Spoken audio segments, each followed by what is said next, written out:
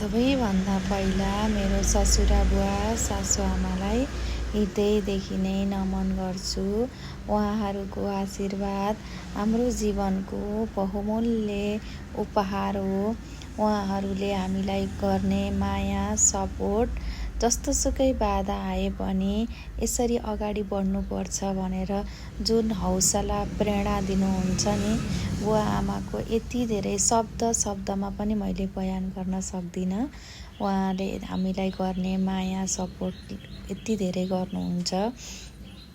यति टाढाबाट नातिहरूलाई, बुहारीलाई भनेर भेट्न आउनुभएको छ। बुवाको त अझ 84 पनि भइसक्यो। अति स्ट्रङ हुनुहुन्छ बुवा, हिँड्न डुल्न यताउति राम्रोसँग गर्न सक्नुहुन्छ।